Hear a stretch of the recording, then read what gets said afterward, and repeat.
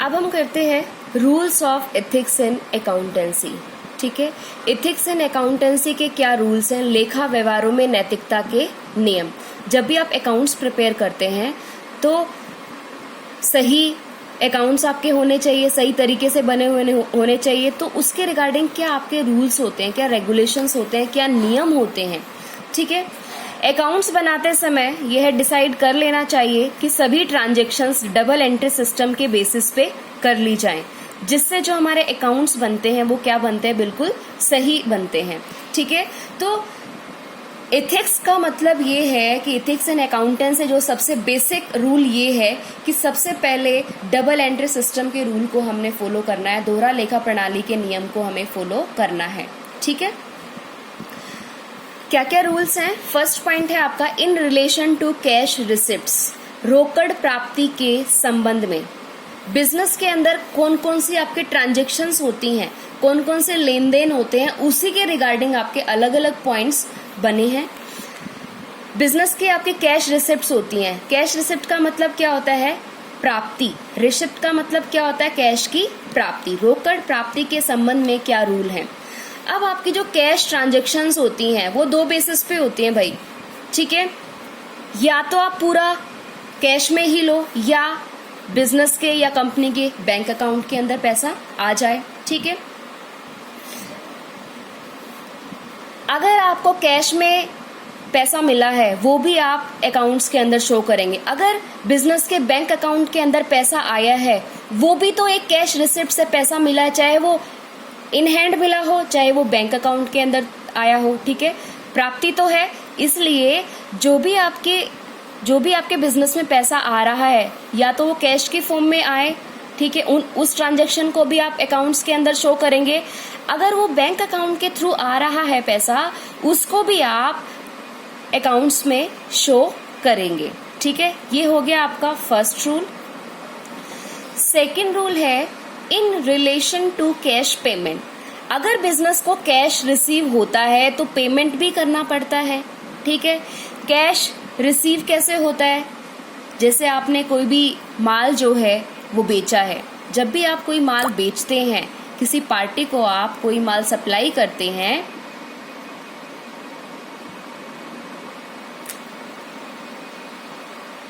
तो उस केस में क्या होता है कि आपको पैसे की प्राप्ति होती है। या तो आपको इन हैंड मिले, इन हैंड मतलब आपके हाथ में कोई कैश दे या आपके बैंक अकाउंट में दे, बात तो बराबर है। चाहे आपको कैश में मिल रहा है या अकाउंट्स के थ्रू मिल रहा है, बिजनेस के अंदर आ रहा है, इसलिए दोनों ही ट्रांजैक्शंस बिजनेस के अकाउंट्स के अंदर शो होनी चाहिए। सेकंड है पॉइंट आपका in relation to cash payments, रोकड़ भुगतान के संबंध में। अब ऐसा तो नहीं है हमेशा कैश की प्राप्ति होती रहेगी, भुगतान भी आपको कैश का करना पड़ेगा। क्योंकि जब भी हम प्रोडक्शन करते हैं, अगर मान लिया हमारा मैन्युफैक्चरिंग का बिजनेस है, ठीक है, मान लिया जीन्स मैन्युफैक्चरिंग का बिजनेस है, प्रोडक्शन करेंगे, जीन्स को बनाएंगे तो रॉ मटेरियल चाहिए होगा। ठीक है, भुगतान करना पड़ेगा। जब तक आप उसकी पेमेंट नहीं करेंगे तो आपको जो है माल नहीं मिलेगा।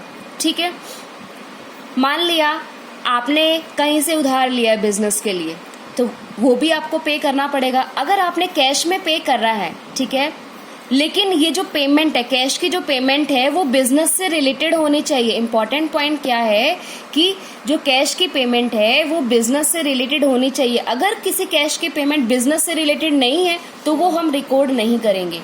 ठीक है, कैश में अगर आपने कैश में पे किया है या आपने बैंक अकाउंट के थ्रू पे किया है, दोनों ही केस में जो ट्रांजैक्शंस हैं वो बिजनेस से रिलेटेड होंगी और अकाउंट्स के अंदर आपकी शो होंगी। थर्ड पॉइंट है हमारा in relation to goods. Goods का मतलब क्या होता है, माल। ठीक है, माल के संबंध में आप ध्यान से देखिए, जो माल जो है या तो आप खरीदते हो और बेचते, कच्चा माल आप खरीदते हो, रॉ मटेरियल आप परचेज करते हो और उसको फिनिश्ड गुड में कन्वर्ट करके आप उसको बेच देते हो।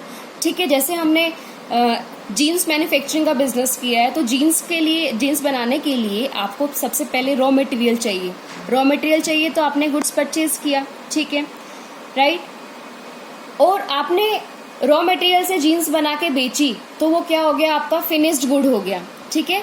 तो आप माल को खरीदते भी हो और बेचते भी हो। अब ध्यान से देखिए, माल जो है किस तरीके से हो सकता है। आप माल को खरीदेंगे, परचेज गुड्स हो सकता है, purchase return goods. Purchase return goods का मतलब क्या है, जो माल आपने खरीदा है, हो सकता है कि जो बिजनेस ने गुड्स परचेज किया है, राइट, जो रॉ मटेरियल परचेज करा है, हो सकता है कि उसकी जो क्वालिटी है वो बिजनेस के अकॉर्डिंग ना आई हो, कोई भी माल है वो डिफेक्टिव निकल गया हो। तो इसलिए परचेज किया हुआ जो माल है वो हमें क्या करना पड़ेगा, रिटर्न करना पड़ेगा। तो परचेज गुड्स की ट्रांजैक्शन जितने के आपने जो है गुड्स परचेज किए हैं वो आपको अकाउंट्स में शो करने पड़ेंगे। जितनी अमाउंट के गुड्स आपने रिटर्न किए हुए हैं, राइट, रिटर्न कौन सा करना है, खरीदा हुआ माल अगर आपने रिटर्न किया है, कितनी अमाउंट का किया है, उस एक्चुअल अमाउंट को आप अकाउंट के अंदर शो करेंगे। नेक्स्ट है सेल ऑफ गुड। अब माल का जो है, माल का क्रय भी हो सकता है और विक्रय भी हो सकता है, ठीक है। तो क्रय तो हमने कर लिया है, अब हम बात करते हैं सेल की। तो जितना गुड्स आपने सेल किया है, जितनी अमाउंट आपने सेल करी है गुड्स की, उस अमाउंट को आप एग्जैक्टली अकाउंट्स में आप शो करेंगे, राइट। अगर सेल किए हुए गुड्स आपके पास वापस आ जाते हैं, मान लिया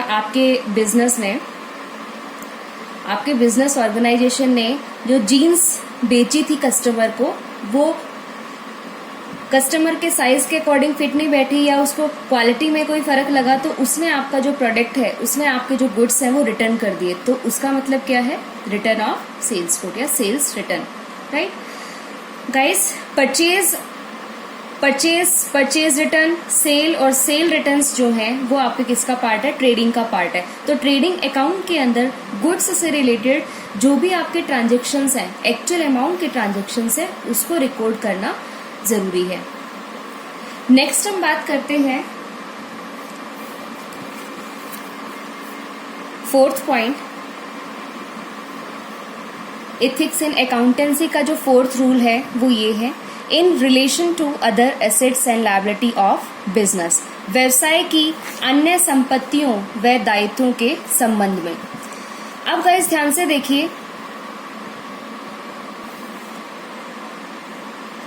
तो किसी भी बिजनेस ऑर्गेनाइजेशन के या किसी भी कंपनी के एथिक्स इन अकाउंटेंसी का क्या रूल है कि कोई बिजनेस ऑर्गेनाइजेशन, कोई भी पर्टिकुलर बिजनेस ऑर्गेनाइजेशन हो सकता है गाइस, राइट। तो उसकी करंट एसेट्स कितनी है, फिक्स एसेट्स कितनी है, लॉन्ग टर्म लायबिलिटीज कितनी है, शॉर्ट टर्म लायबिलिटीज कितनी है, एक्चुअल अमाउंट की जितने भी हमारे ट्रांजेक्शन्स हैं उनको हम अकाउंट्स के अंदर रिकॉर्ड करेंगे। अकाउंट्स, अब ध्यान से देखिए, कौन से अकाउंट के अंदर रिकॉर्ड होगा, बैलेंस शीट के अंदर एसेट्स एंड लायबिलिटी की रिकॉर्डिंग होती है, राइट। बैलेंस शीट के रिगार्डिंग हमने 11th क्लास में भी सीखा था कि बैलेंस शीट कैसे बनाते हैं, राइट। बैलेंस शीट की 2 साइड्स होती हैं, assets and liability side.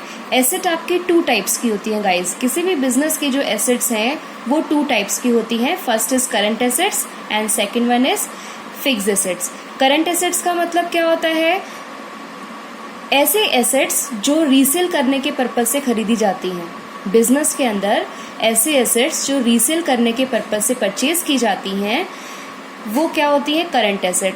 Current assets अगर हम बात करें, करंट एसेट्स के अंदर क्या क्या आएगा, कैश एट बैंक, राइट, आपका स्टॉक आ गया, ये आपकी क्या है, करंट एसेट्स के एग्जांपल है। फिक्स एसेट्स क्या होती हैं, फिक्स एसेट्स बिजनेस की वो एसेट्स होती हैं जो रीसेल करने के पर्पज से नहीं खरीदी जाती, बिजनेस के अंदर यूज करने के पर्पज से खरीदी जाती है। इसका मतलब क्या है, जो बिजनेस के अंदर लंबे समय तक रहती हैं, लंबे समय तक जो एसेट्स टिकी रहती हैं, उनको हम फिक्स एसेट्स के नाम से जानते हैं। अब फिक्स एसेट्स के अंदर क्या क्या आता है, फिक्स्ड एसेट्स के अंदर जैसे लैंड एंड बिल्डिंग है, राइट, और जो आपकी गुडविल है, पेटेंट है, ट्रेडमार्क है, मोटर व्हीकल्स है, किसी भी बिजनेस ऑर्गेनाइजेशन की एफडी है, वो भी फिक्स्ड एसेट्स के अंदर आता है।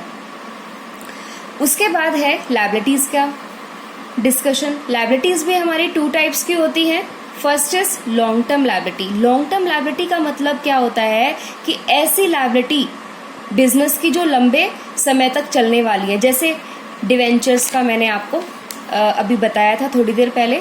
डिवेंचर्स का मतलब क्या होता है कि जब भी कंपनी को लंबे समय के लिए लोन की आवश्यकता होती है, लंबे समय के लिए लॉन्ग टर्म के लिए लोन की नीड होती है, तो वो डिवेंचर्स को इशू करती है, राइट।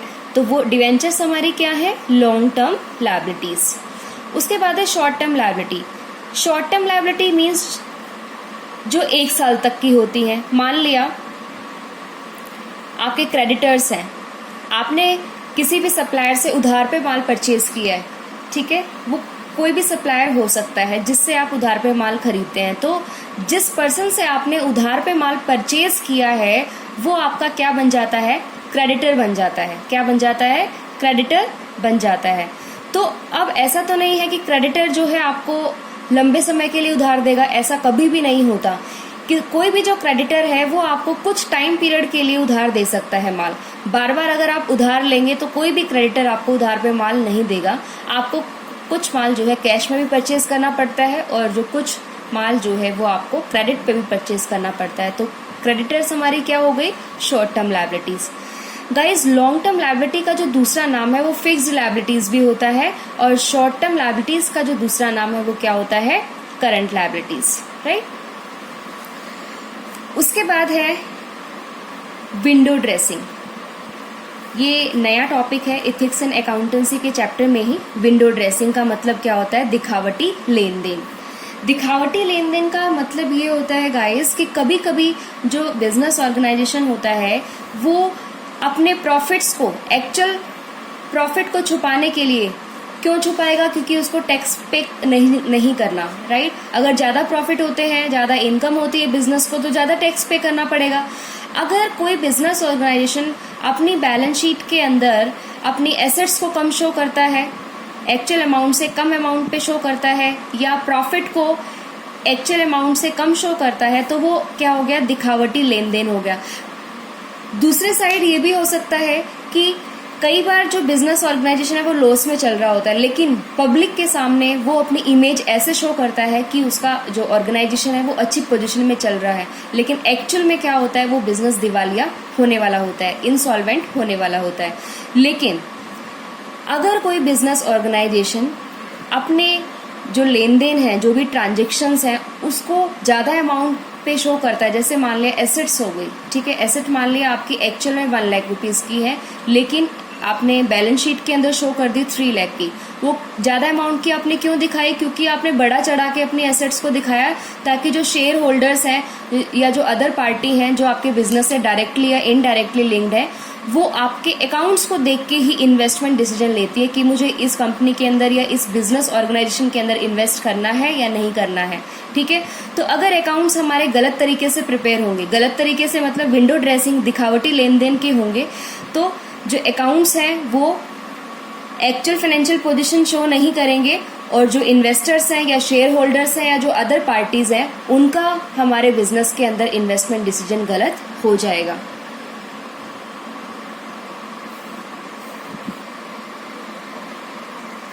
विंडो ड्रेसिंग जो है वो किन किन ट्रांजेक्शन्स में बेसिकली हो सकती है, डेटर्स। डेटर्स का मतलब क्या होता है, देनदार। देनदार कौन होते हैं, जैसे कस्टमर, जिस पर्सन को आपने उधार पे माल बेचा है, जिस पर्सन को आपने क्रेडिट पे गुड्स, डेटर्स आपके जो होते हैं वो किस बेसिस पे होते हैं, क्रेडिट सेल के बेसिस पे बनते हैं, ठीक है। डेटर्स को हम हिंदी में क्या बोलते हैं, देनदार बोलते हैं। अब ध्यान से देखिए गाइस, जब हमने जनरल एंट्री का चैप्टर पढ़ा था 11th क्लास के अंदर, डिस्काउंट 2 टाइप्स के होते हैं, ठीक है। डिस्काउंट जो है वो 2 टाइप का होता है, trade discount and cash discount. Trade discount को हम अकाउंट्स के अंदर शो नहीं करते, कैलकुलेशन तो होती है लेकिन अकाउंट्स के अंदर शो नहीं होता, लेकिन जो कैश डिस्काउंट होता है वो अकाउंट्स के अंदर शो होता है। ट्रेड एंड कैश डिस्काउंट किससे रिलेटेड होता है, डेटर्स से रिलेटेड होता है। क्यों होता है, क्योंकि डेटर्स को हम ऑफर देते हैं कि अगर वो टाइम से पहले पेमेंट करेगा तो हम उसको अमाउंट के अंदर छूट दे देंगे। फॉर एग्जाम्पल, आपने 5000 का जो है माल कस्टमर को उधार पे बेचा है, तो कस्टमर आपका क्या हो गया, डेटर हो गया, ठीक है। अब कस्टमर ने आपको ये बोला है कि मैं 1 मंथ के बाद आपकी पेमेंट कर दूंगा, लेकिन आपके बिजनेस ऑर्गेनाइजेशन में सडनली आपको पैसे की जरूरत पड़ गई, ठीक है। या आपको कैश की जरूरत है, तो आप क्या करेंगे, उसको ऑफर देंगे कि किसको ऑफर देंगे, कस्टमर को ऑफर देंगे कि अगर वो टाइम से पहले 1 महीने से पहले पेमेंट कर देगा तो उसको कैश डिस्काउंट दिया जाएगा। ठीक है।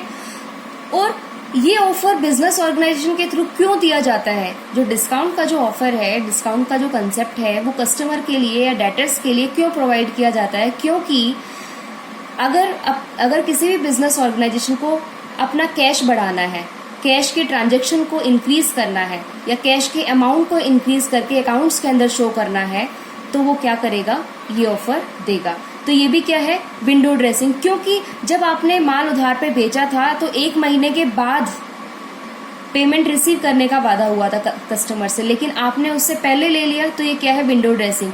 विंडो ड्रेसिंग क्यों है? क्योंकि जो पेमेंट आपको 1 महीने के बाद अकाउंट्स में शो करनी थी, वो टाइम से पहले ही आप उस कैश को अकाउंट्स में शो कर रहे हैं। अब उसके बाद है स्टॉक। स्टॉक की विंडो ड्रेसिंग कैसे हो सकती है? मान लिया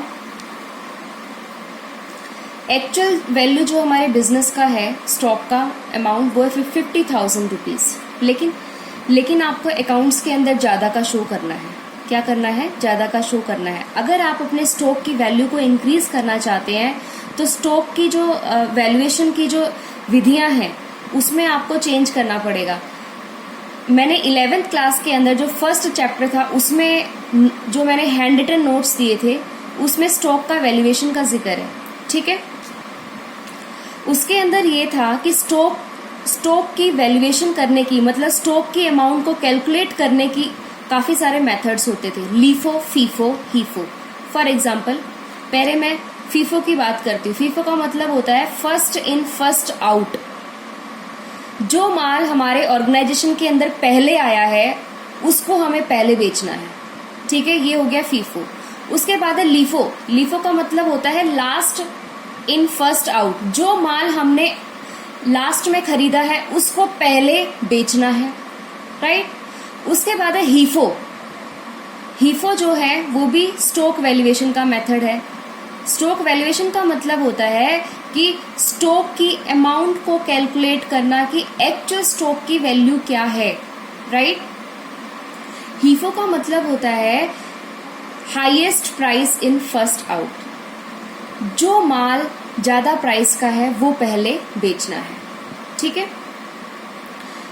तो अगर हर साल अलग अलग स्टॉक की जो वैल्यूएशन के जो मेथड है, स्टॉक के मूल्यांकन की विधियों को अगर आप हर साल अलग अलग लगा रहे हैं तो आपकी क्या होगी, विंडो ड्रेसिंग होगी, दिखावटी लेन देन होगा। क्योंकि अगर हर साल आप अलग अलग मेथड का यूज कर रहे हैं स्टॉक के अमाउंट को कैलकुलेट करने के लिए, तो हर मेथड के अकॉर्डिंग जो स्टॉक की अमाउंट है वो अलग आएगी। ठीक है।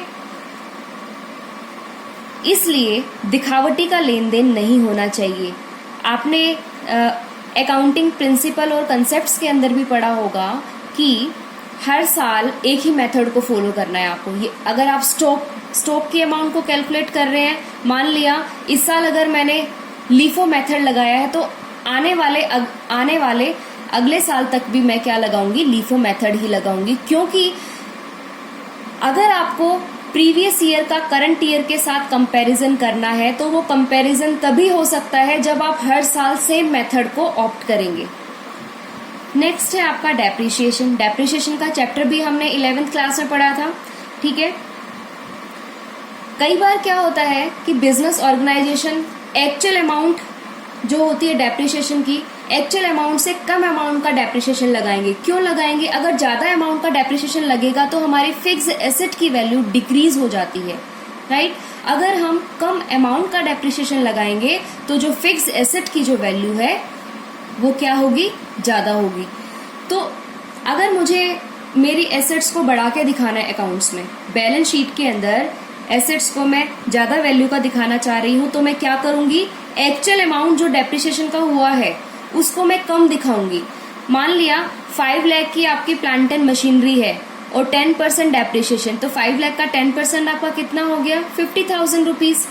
अगर आप 50,000 रुपीज का डेप्रिसिएशन लगाते हैं तो क्या होगा, आपकी एसेट की वैल्यू क्या रह जाएगी, ओनली 4,50,000 रुपीज। ठीक है। अब मुझे क्या करना है, मैं नहीं चाह रही हूँ कि जो मेरी बैलेंस शीट के अंदर मेरी एसेट्स की वैल्यू 4,50,000 रुपए दिखाई जाए। तो मैंने क्या किया कि 50,000 का जो डेप्रिसिएशन माइनस करना था 5 लाख में से, उसके जगह पे मैंने ओनली 10,000 ही डेप्रिसिएशन एसेट पे लगाया।